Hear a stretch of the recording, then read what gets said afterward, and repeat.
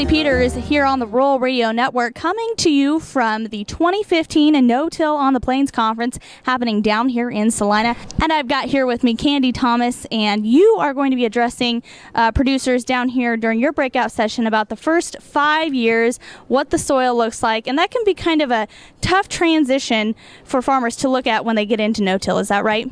That's correct. There's not a lot of research out there showing, the benefits or the negative part of the first 5 years. Most of what we get is anecdotal evidence, from producers who get through maybe the second or the third year in that transition and decide it maybe isn't for them. And the hard part is just to try to tough it out to get past that 5 years when things start to, even out. And there's less volatility in yield or issues with compaction and those type of things, and the system starts to work a little better after the first 5 years. So hopefully I'm going to show them maybe some of the little bits of the benefits that'll be happening during that first 5 years so that they can get past that. And what sort of feedback do you usually get from producers at stuff like this when they really want to know, is it going to be worth my investment to go into no-till farming? Well, one producer I spoke with said, well, do you really know why people get into no-till? And I said, well, more likely than not, it's economics. And he said, yeah, you're right. He said most folks are getting into no-till because, they want to try to, lessen their amount of inputs and reduce their bottom line. And then you see a lot of studies that show that, well, the amount of chemicals that you're using in the no-till system pretty much averages out with the conventional till system.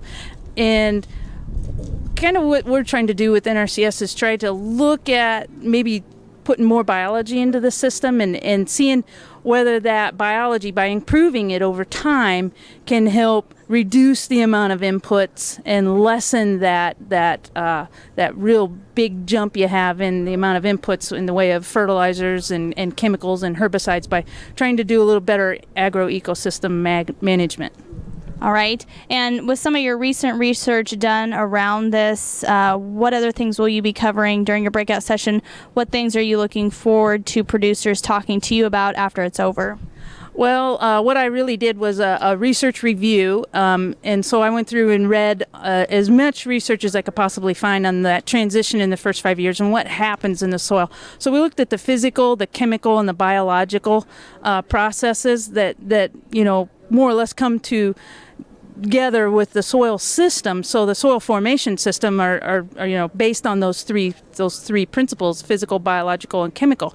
And so what I looked at was what happens with the microbes in the soil and the biological aspect, and then underneath the chemical, the nutrient stratification issues that occur, and the pH and the issues that come with that. And then also underneath the physical, looked a lot at bulk density, improved porosity, and in turn, and how that affects infiltration and those type of things.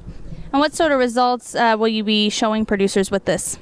Well, the information that I gathered is more or less a compilation of a lot of different studies and how those studies played out over, in some instances, it's a comparison of, 12 years later into the system, because it's really hard to find that information compared to 24-year long system.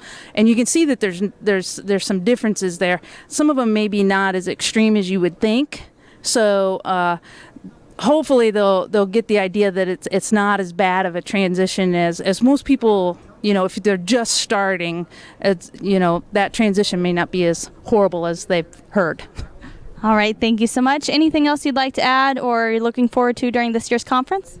I'm really looking forward to listening to Wendy Tahari and Dr. Megan Shapansky, both of them. So I hope to get, at least some good information from them to utilize at some point.